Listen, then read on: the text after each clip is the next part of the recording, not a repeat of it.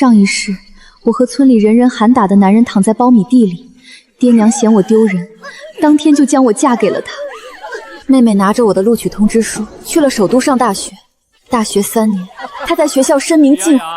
你那点破事谁不知道啊？谁知结婚第2年，老公被诬陷的真相被查清，丈夫恢复清白，继承100亿家业，并带着我移居国外，让村里人羡慕不已。静茹，委屈你了。今天我带你离开这里，去到国外。当初谁能想到，那个强奸犯居然是被冤枉的贵公子？上一世，李雅雅曾来找过我，她借口给我送土特产，闯进我和丈夫的别墅。静茹，你去死吧！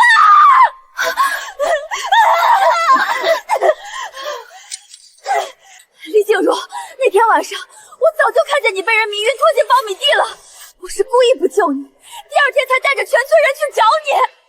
我就是要让你清白尽毁，就是要让爹娘把你的录取通知书给我。我以为进了上京，上了大学就能做人上人，可那群富二代把我当狗爷一样耍，现在我什么都没有了。凭什么你一个文盲却过得这么好？我不服！要是重来，我绝对不要跟你互换。该去首都受苦的人，该是你。重来一世，妹妹抢先钻进了苞米地。等我带着人赶到时，她正和我前世的丈夫滚在一起。见我们来，她笑得正得意。爹娘，我要嫁给他，我今天就要跟他结婚。这老李家的2闺女，怕不是中邪了吧？谁知道呢？自个儿钻进苞米地，跟个男人生米煮成熟饭，还急着要结婚。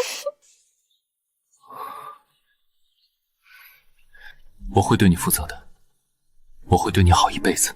这句话，上一世他也对我说过，连语气都一模一样。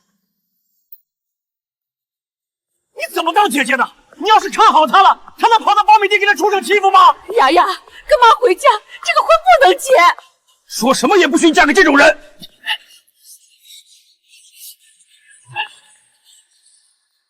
反正村里人只知道是咱们家姑娘出事了，又没看清是谁。对，大不了让静茹替你嫁了。这一世的发展早已和上一世截然不同，可到头来被推出去的受伤害的人依旧是我。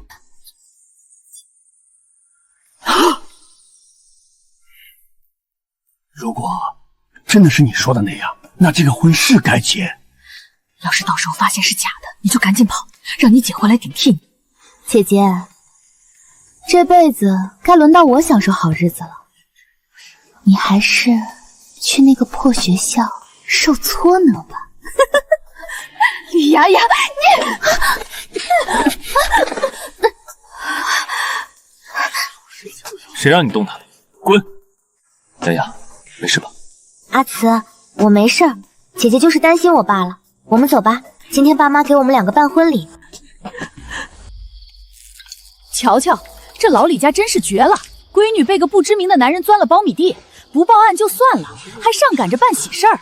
这2闺女也是个不要脸的，急成这副德行。这种席谁敢进去吃，也不怕折寿。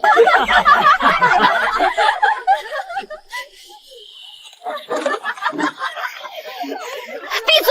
都给我闭嘴！等我老公发达了，你们这些人都会像狗一样爬过来。你发誓！到时候你们跪在地上求我，我1分钱都不会给。偷鸡摸狗、爹妈不明的强奸犯，能有什么出息啊？雅，你是将首富夫人想疯了吧？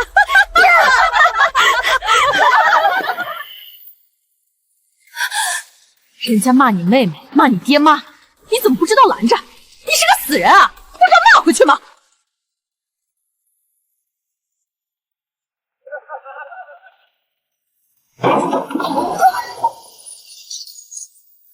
办什么宴席？不办了，赶紧给我收拾干净！要是留一点碎渣，看我不收拾你！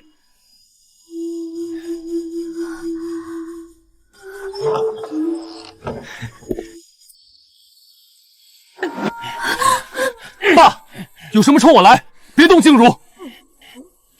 如此，你以后给我老实点，别再想着害你妹妹。不是的，我没有。别以为我不知道，雅雅都跟我说了，你平时就爱欺负她。可你不该把他骗进苞米地，害他撞上了被下药的我，如今清白尽毁。你还故意去叫来了那些村民，想毁了他的名声。你还算是个人吗？我大人是去救你。够了，收起你那些虚伪的眼泪跟谎话。李静茹，你最好祈祷未来别栽到我手里，否则今天的仇，我让你10倍偿还。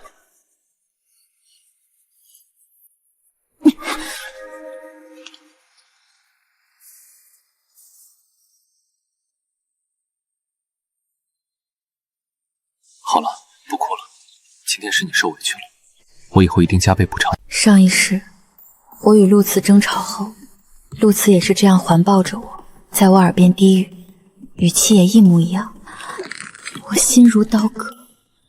我不再收拾，只是胡乱抓了几件还算完整的衣服，还找到了我的录取通知书。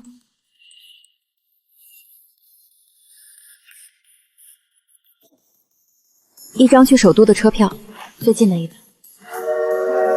这一世，爱人不在，那我就牢牢抓住本该属于我的前途。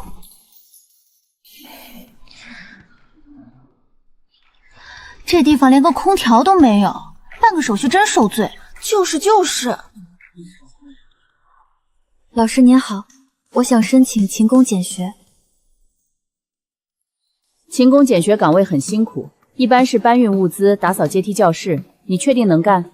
老师，我不怕辛苦，只要能挣生活费，什么活我都接。行，那你今天先去帮迎新办。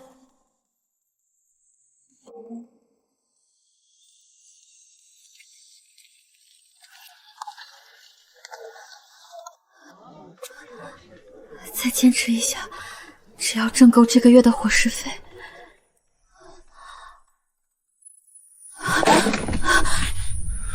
那人身上带着一股清冷的冷香，与周围燥热的汗臭味格格不入。哟，富哥，这是今天第几个投怀送抱的了？这妞倒是会挑人，这么多人不撞，偏偏撞咱们富少怀里，挺有心机啊。对不起，我刚才头晕没站稳，真的对不起。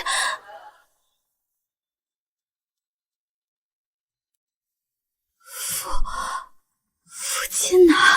上一辈子妹妹出事后，爸妈哭天喊地，逼着我查清是谁害了她。律师把所有资料摆在我面前时，我才知道真相。查清楚了，李雅雅在校期间盯上了房地产巨头富氏集团的唯一继承人傅金南，她追求无果，竟然铤而走险，想在酒店下药，结果傅少根本没进那个房间。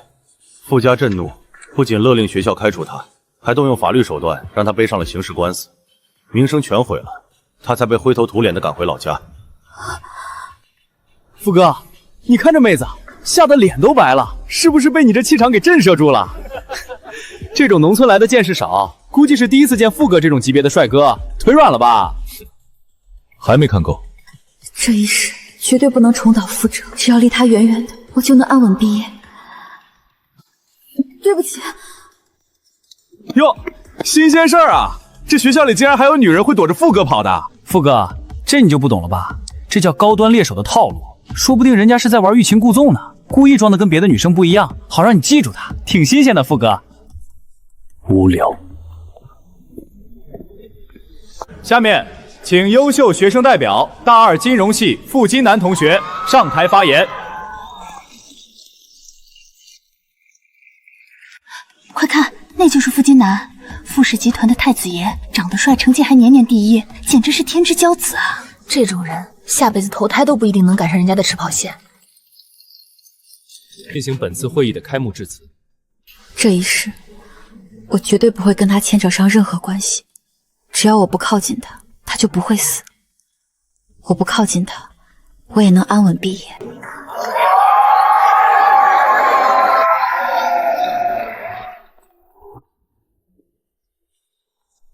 为了省钱，我只喝自带的白开水，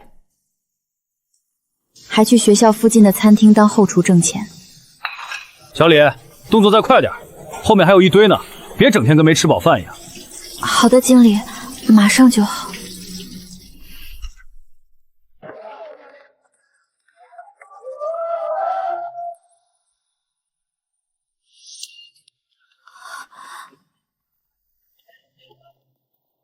哎呀，没砸到人吧？富哥这球准头还是稍微偏了一点点。富哥，人家女同学吓坏了，你也不道个歉？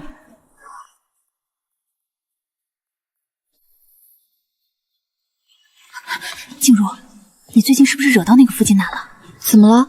我听说付金南在那儿到处打听你的情况呢，问你在哪儿打工，什么时候上课，大家都传疯了，说他肯定是觉得你之前冲撞了他，打算给你点教训。你可千万当心点，那种大少爷咱们惹不起的。下课铃响，我隐约能看到付金南和一群人正大笑着朝琉球场方向走去，心中还是不由得害怕。我还是绕路躲过他们吧。服务员，我们要靠窗那桌，过来服务一下。各位同学，请问吃点什么？这个，还有这个。哎呀，富哥，你觉得哪个好？别急啊，我们得商量商量。你就站这儿等着，等我们想好了再点。付金南这帮人旁若无人的聊天，谈论着昂贵的跑车和聚会。服务员，等一下啊，我们几个再商量下菜。小李，你老实跟我说，你是不是跟那帮小祖宗结了仇？他们天天来指名道姓要你，你一站就是半天，正经活都耽误了。再这么下去，我这生意没法做了。经理，不好意思，给您添麻烦了，我不干了，工资您按天结给我就行。回校的小巷狭窄昏暗，我每次都是快速的走过，没想到会在这里遇到付金南。你辞职了？我心里止不住的惊慌。过了漫长的几秒，付金南喉间溢出一声极度讽刺的冷笑。李静茹，你不用整天摆出这副受害者的样子躲着我，我对你这种人一点兴趣都没有。你以为我就很想碰见你吗？真是搞笑。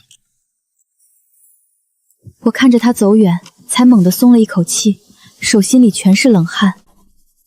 从那天开始，我真的再也遇不见他了。李静茹，等一下，有个好消息告诉你。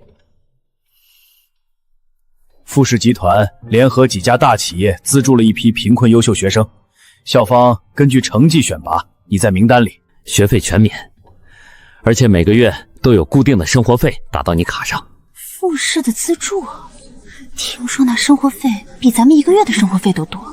谁让人家考得好呢？这下李静茹可飞上枝头了。我终于不用一边饿着肚子，一边拼命去外面看人脸色打工了。瞧瞧，这就是那个拿资助的，真是个学习机器，连口水都不舍得去买，每天就拎个白开水，能不拼命吗？听老师说，资助企业的支教团要招人，表现好的话，将来回校评优能拿大奖。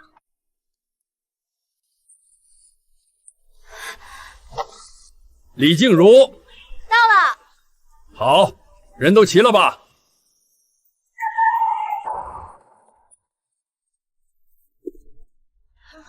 富哥，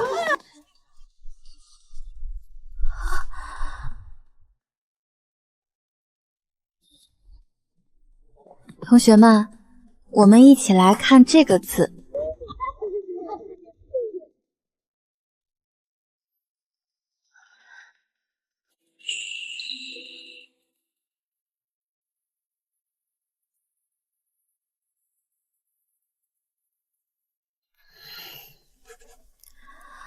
静茹，你发现没？那个富士的公子哥人真的挺不一样的。我原本以为这种有钱人就是来镀个金，没成想他比谁都能吃苦。听辅导员说，咱们这次能全免学费，还有每个月的生活费，其实都是付金南主动跟家里提的。他说是为了支持优秀人才，可这事儿他从来没拿出来显摆过。是他提的？我回想起付金南在小巷的那天，我正想要多问几句时，脚下的地面毫无征兆地颤动了一下。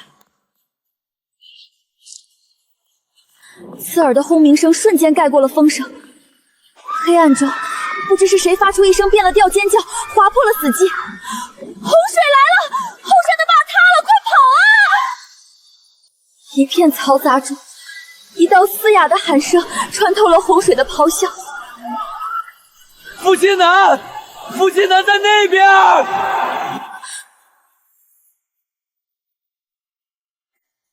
付金南被冲走了！看着他的身影，脑海中闪过前世他死于非命的消息。这一刻，我没有犹豫，水流团集，我瞬间被浊浪没过头顶。我拼命地滑动双臂，一点点向腹肌男的方向靠近。终于，我抓住了他，我指尖发麻，已经感觉不到水的冰冷，不能放手，绝对不能让他死在这里。我强撑着最后一口气，将腹肌男向岸边夺动。快要到岸边时，我彻底昏死过去。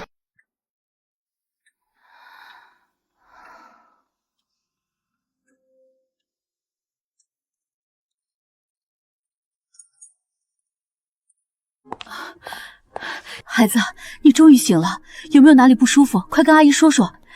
真的谢谢你，要不是你，我那个混账儿子这次真的就……作为报答，不管你想要什么，哪怕是想进复试实习，或者是现金补偿，只要你开口，我都能。阿姨，我救他不是为了要报酬，我是为了报恩。复试资助了我上学，如果没有那笔钱，我根本没法坐在首都大学的教室里。原来是这样，好孩子，真是个好孩子。金南已经没事了，他这几天清醒过来，第一件事就是问你的情况，一直闹着要见你。你等着，我让他亲自进来跟你道谢。阿姨，不用了，我……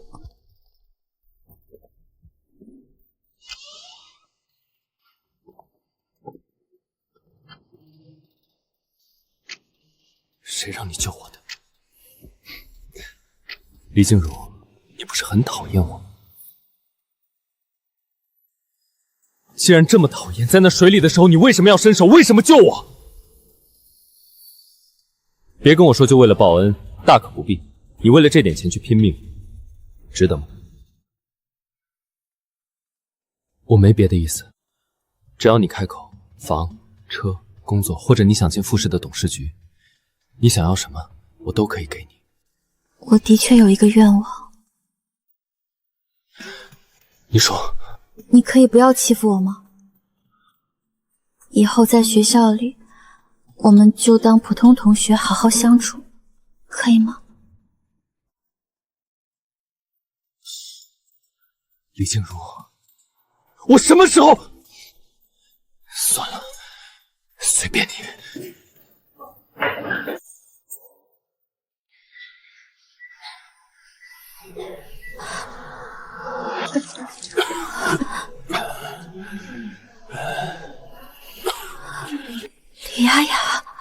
李丫丫此刻的处境，不由得回忆起上一世。在这时候的我那时候也是挺着巨大的孕肚，吃力的打工干活。打完工回家后，我们住的房子在烈火中坍塌，一旁的村民的窃窃私语着。火光散尽，只剩下满目疮痍的废墟。陆大少爷，你那首富老爹都发报纸跟你断绝关系了，你还缩在里面当乌龟呢？滚！都给我滚！我是陆家的继承人，等我翻了身，我弄死你们！我挺着肚子苦苦撑着家。那个谁，动作快点，看你那笨样，再磨蹭，今天的工钱1分没有。直到失去了我和他的第一个孩子。对不起，静茹，我对不起你。你干什么呢？轻点，我爸都快被你弄骨折了。有没有经验啊？动作这么笨，你到底是来干活的还是来添乱的？催什么催？我是个孕妇，你们让一个孕妇干这么重的活，你们还有良心吗？孕妇怎么了？孕妇就能拿钱不干活？要不是看你怀着孕，看你可怜，我们才不会雇你这种没经验的。嫌累啊？不干就滚，后头排队等着干活的多的是。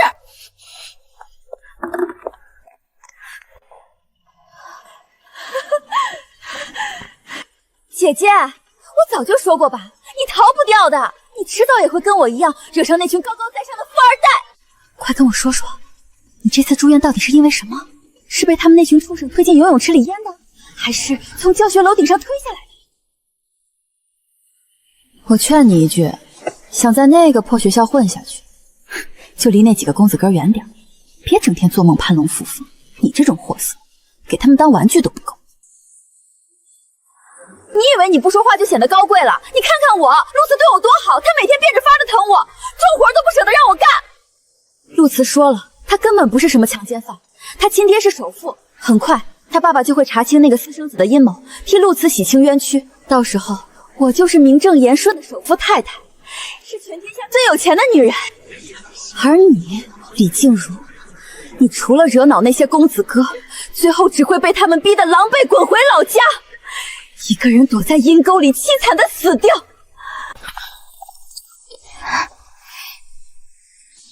谁惹你生气了？是不是有人又在这儿给你使绊子？乖，不哭了，这受气活咱们不干了，走，现在就跟老公回家。我看着陆慈脚上那双磨损严重的布鞋，又看看李雅雅那双因为长时间跪地而沾满灰尘的护服膝盖。回家不干活，回家了吃什么？吃你的叹气，还是喝你的酒？没关系的，老公，我知道你现在难，为了你，为了咱们的孩子，哪怕再苦再累，我都愿意忍。只要你在我身边，我什么都不怕。对了，老公，你看我这脑子，差点忘了，我姐姐现在也在这儿住院呢。哎呀，姐姐，你看你现在的样子，脸色白得跟鬼一样，一个人站在这儿，连个端茶送水陪着说话的人都没有，真可怜。老公，要不咱们今天先别回家了，留下来陪陪姐姐，毕竟她一个人，万一有个三长两短，连个收尸的都没有。雅雅，你就是太善良了，像她这种能亲手把妹妹推向火坑的人，根本不配被人关心。咱们走，别在这种人身上浪费时间。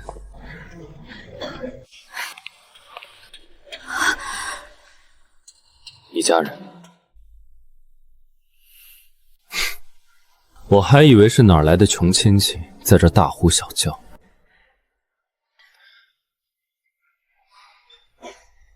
拿着，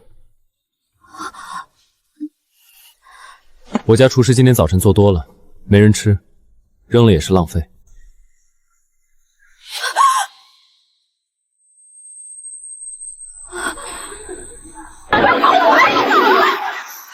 雅雅，怎么了？是不是哪儿不舒服？没事儿，我只是觉得有些人不过是仗着那点姿色被人玩玩罢了，还真把自己当回事了，真是可笑。哪儿来的人在这里乱叫？老公，咱们走，这空气不好，闻着一股狐狸精味儿。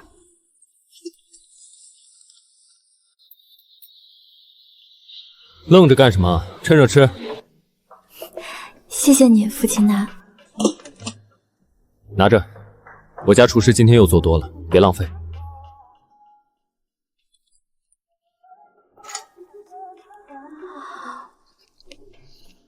奇怪，傅家这种顶级豪门，厨师做的饭怎么盐放的这么不均匀？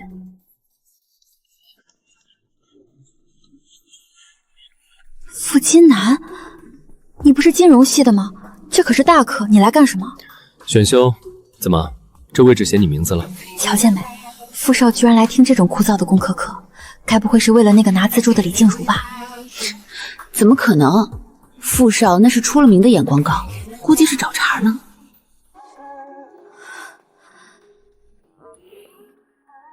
傅同学，这也是你的工作范围。公事公办。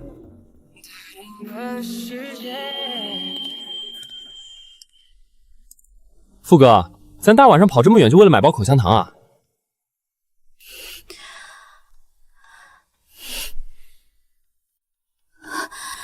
父亲呐，你到底为什么这样？选同一门课，进同一个部门，甚至连我勤工俭学的地方你都要来，是不是我之前在医院说错了什么，还是哪里得罪你了？如果是，我道歉，求你别再这样跟着我了。李静茹，你觉得我每天费这么大劲，就是在找你寻仇？我天天跟着你，给你带那些我自己都没进过厨房做的烂菜，选那些我看一眼就头大的课。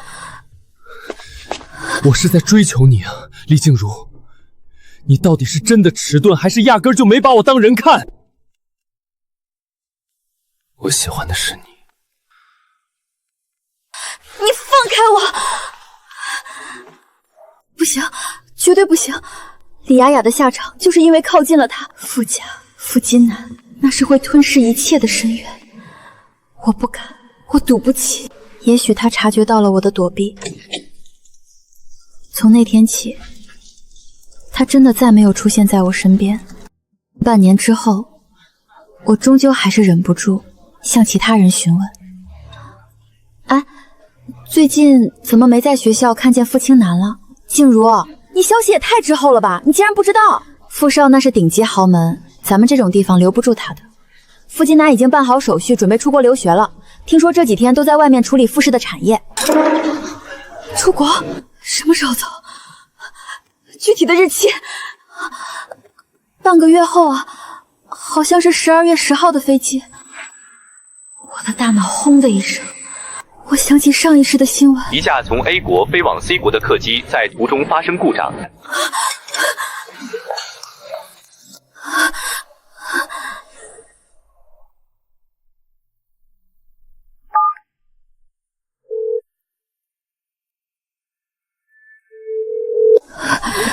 你不要走，傅青南。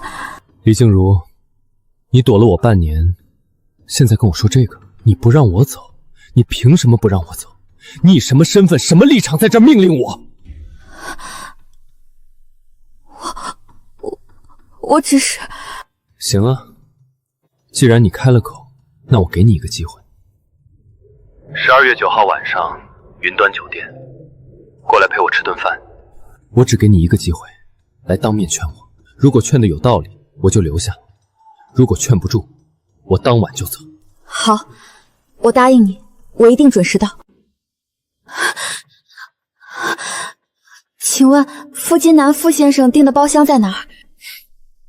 傅先生已经在春晓厅等您了，顶层左转，有人已经开好了门。傅金南，你听我说。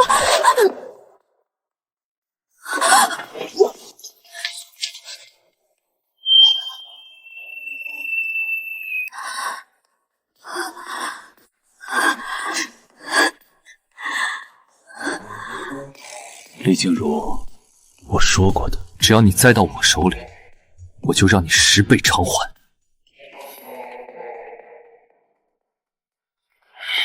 放开我，陆慈！我没有做过那些事，你这个疯子，你被他骗了！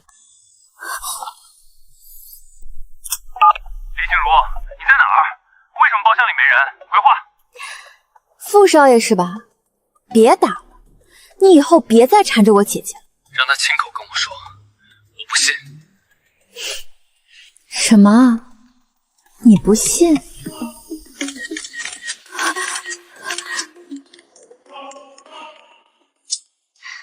你看看呗。姐姐，傅少爷说他知道了。他说他今晚的飞机出国，这辈子都不会回国了。你的豪门白日梦彻底破灭了。老婆，咱们走吧，这地方太脏，别在这儿脏了你的眼睛。咱们回家。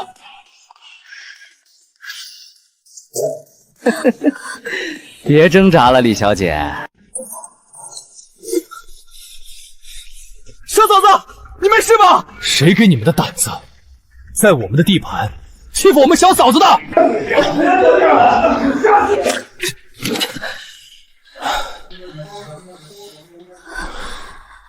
傅金南呢？告诉我，他在哪里？他在哪儿？他出国了，就是今天的飞机。带我去机场，现在就去！快带我去，再晚就来不及了。走，嫂子。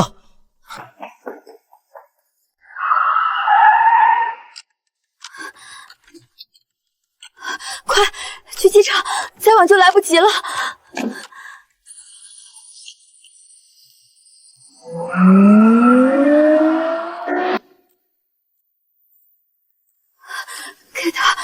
给他打电话，求你们快给他打电话，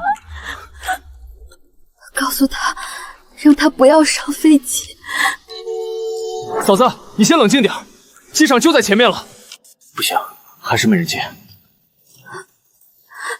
嫂子，你别这样，傅哥他其实不容易。是啊，富哥看着冷冰冰的，其实是小时候落下的毛病。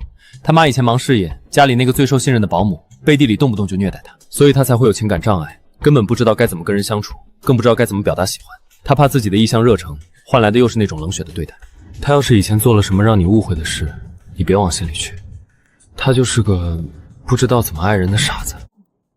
嫂子，其实富哥他打一开始就喜欢你，他就是笨得要命，根本不知道怎么追女孩子，都怪我们这群哥们儿净出些馊主意。是啊，当时我们跟他说，要想让女孩子记住你，就得先想办法吸引她的注意，结果谁知道弄巧成拙，偏偏用了最差劲的方式。其实他每次拦完你回去都得问我们半天，他是不是更讨厌我了。傅金南，你这个大傻瓜，让我赶上，一定要让我赶上那架飞机。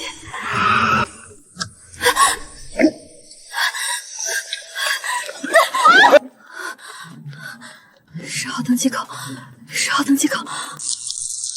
各位旅客请注意，飞往米此航班在飞行途中遭遇极端陨石群，飞机已坠入海域，目前搜救工作已启动，伤亡情况不明。那架飞机的型号，那趟死亡航线，正是傅金南的那一班。不，我儿子在那架飞机上。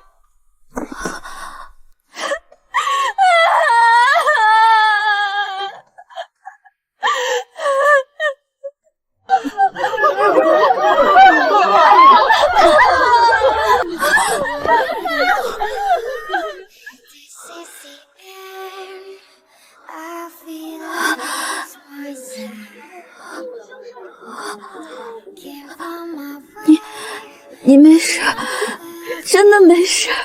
你怎么能不接电话？我打了几十个，你为什么不接？你知不知道，你真的要把我吓死了？你要是真的走了，我该怎么办？我好怕，我真的好怕。我本来已经进去登机通道了，可不知道为什么，走到一半，手刚摸到舱门的边，突然觉得我还是应该留下来。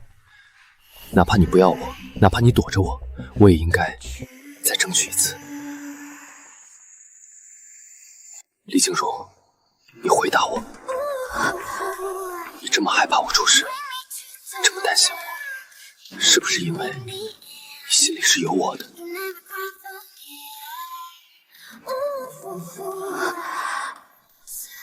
我知道了，是我自作多情。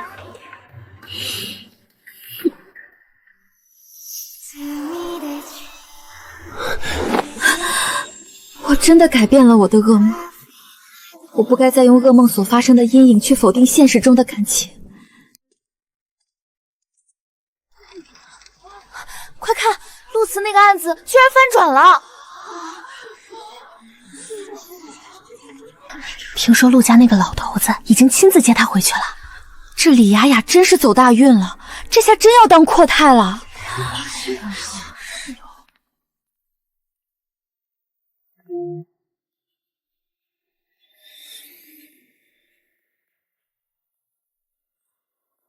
傅金南，怎么了？就是他吧？照片上这个，真恶心，看着挺正经。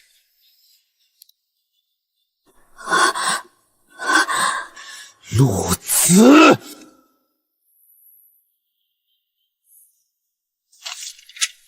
行了，陆慈，家里的生意你只能管30%，剩下的交给你弟弟。我打听了一圈，陆慈靠着自己的努力证明了自己的清白，但是关键证人消失，陆父对这个儿子是否清白仍旧半信半疑。陆家的家产没有全部落到陆慈手里。瞧瞧，这就是咱们学校的励志典型，真是为了钱不要命了。之前那样子全是装给傅少看的吧？放屁，都是瞎传的。李大美女，今晚干什么去啊？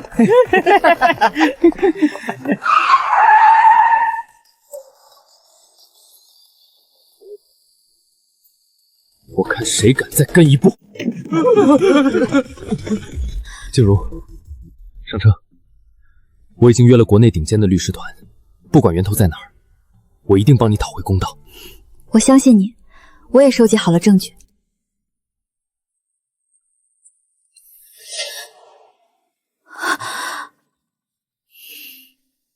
陆慈，这个人是梦中陆慈继承100亿家产，在商场进入数10年后的气场。李静茹，你不学好，没选我，反而选了个小白脸，怎么回事？陆慈，别在这儿恶心我，选了李雅雅的人是你，亲口让我滚远处的人也是你。我那天刚醒过来，看他在怀里，我当然会选他。归根垫底，还是你不好。你要是多缠着我，我至于跟那个蠢货浪费这么多时间吗？陆慈，你到底想干嘛？你既然也做了梦，就该知道，所有的一切都是他自导自演。你选了他，那就跟他好好过，这种福气你自己受，别再来祸害我。祸害？静茹，你是我的，我怎么可能放弃你？再给我1年时间，我就能名正言顺地继承陆家所有的家产，让你和李雅雅对我来说绰绰有余，咱们各取所需，不好吗？我原本以为陆慈只是自私，却没想到已经彻底丧失了基本的良知和羞耻。陆慈，你到底在胡言乱语什么？行了，静茹，你现在这副样子，不就是在那儿吃雅雅的醋吗？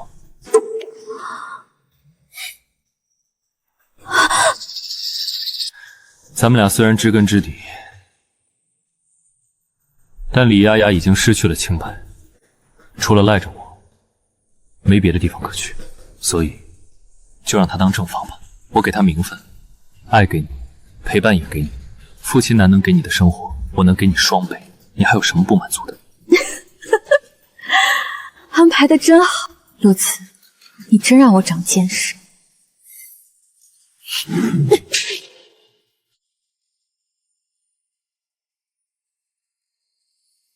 你真恶心！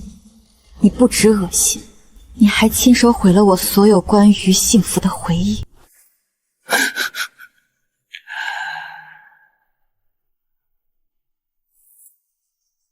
李静茹，你还真是不识好歹！你不听话是吧？觉得父亲难能护得住你？行，那我们就走着瞧。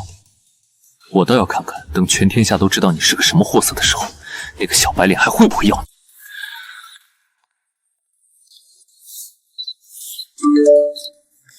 看，就是他，网上都传疯了。这种人怎么还有脸来上课？我已经收集好完整的证据，就等最后一步了。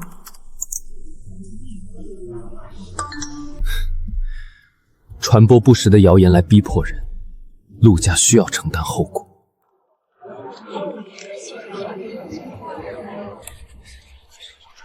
我方已采集全部证据，对涉嫌造谣的博主及幕后推手进行刑事报案。我操，翻转了！原来是陆慈那个大少爷自导自演，那些人连夜删帖了。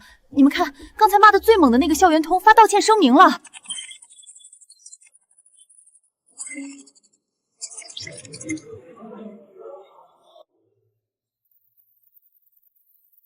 陆家真以为能只手遮天？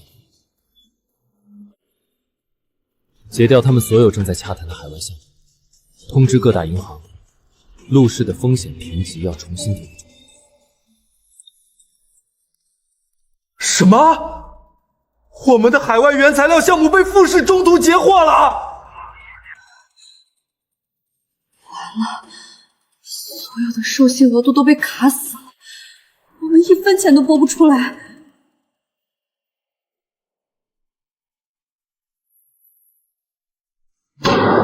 你个孽障！你到底惹了什么人？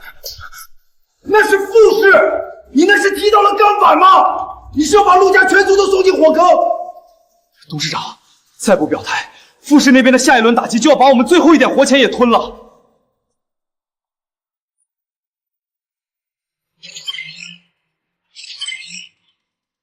瞧见没？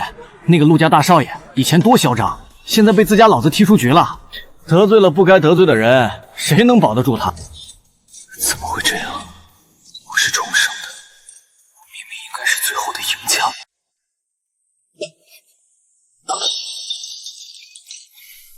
陆慈，你看看这地方，你不是说你一定能翻身吗？你不是说你上辈子是富豪吗？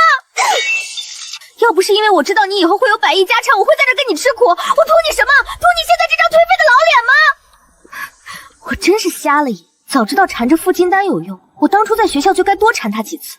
实在不行，跟那些富二代也比跟着你强。你刚才说什么？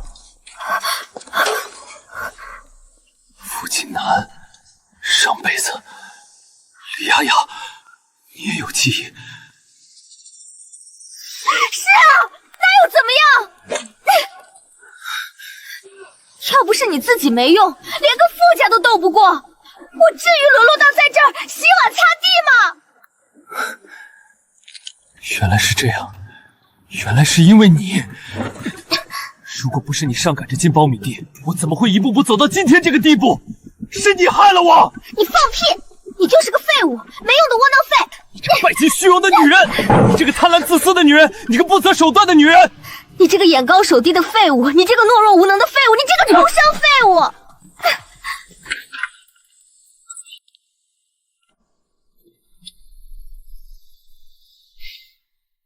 想好了，跟我合作。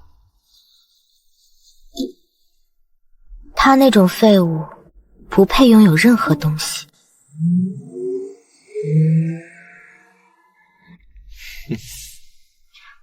这些是陆慈最后的老本了，我全部卷出来了，一点没给他剩。效率挺快。亲爱的，钱我都拿到了，我们什么时候离开这儿？离开？我是要走，但没说要带一个蠢货。处理掉。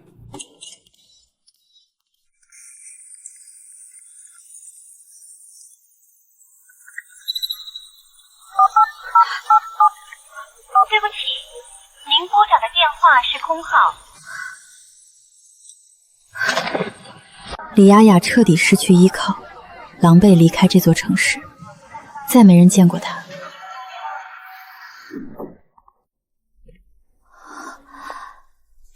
录取通知书，海外做事。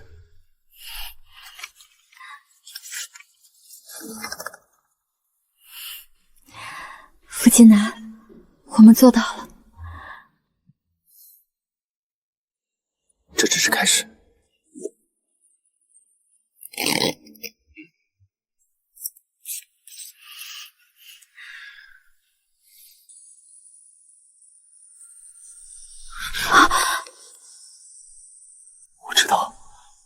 我知道李雅雅的真面目了。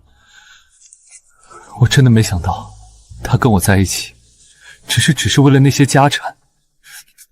我真蠢，竟然为了那样一个女人，把你弄丢了。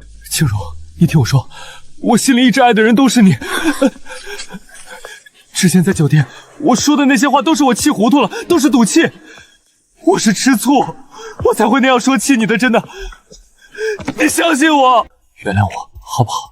静茹，我一定会东山再起的，我还会让你过上好日子，把你捧在手心里。你清醒一点，傅家那是什么门第？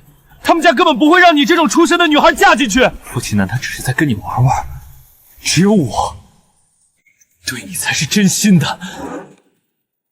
你跟着我，才是你这辈子最好的选择。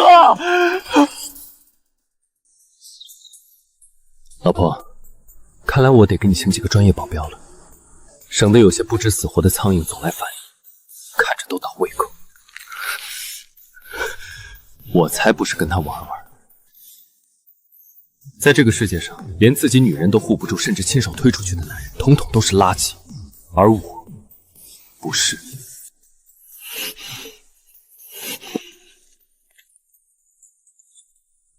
我知道你最近在尝试创业，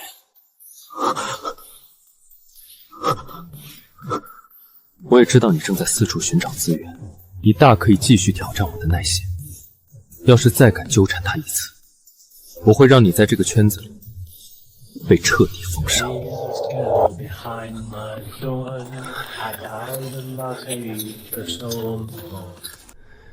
静茹，你记着，我绝对不会连我最喜欢的人都保护不了。你千万不要听他在那里胡言乱语，他全是在挑拨离间，他就是想看我们分开。我知道，我相信父亲男的真心，但我的未来绝对不会只寄托在某人的真心上。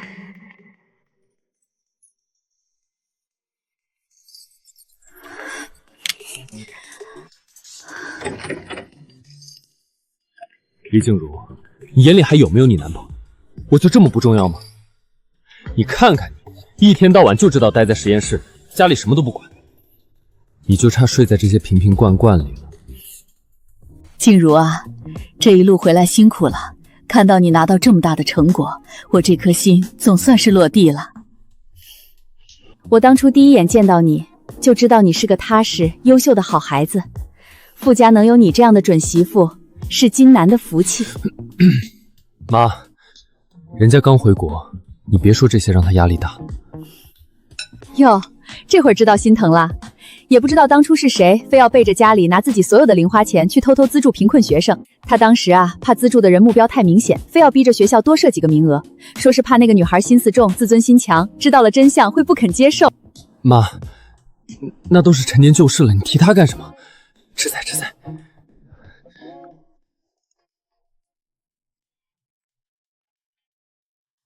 原来真的是你。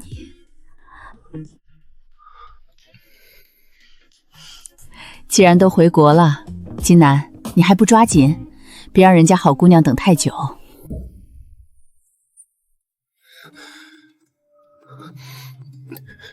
静茹，我有话想说。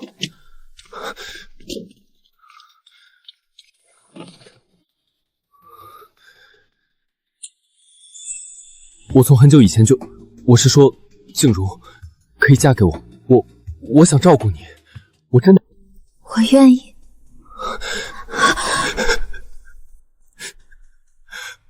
我以为又要把你弄丢了。我有钱一定会还的，等我下个项目启动，我一定会还的。听说了吗？李氏材料科技的项目今天正式落地了，那才是真。傍晚，夕阳将屋檐染成橘红色。回来了，饭马上就好，快洗手。好，今天的饭菜好香啊！这一世，我终于过上了属于我的人生。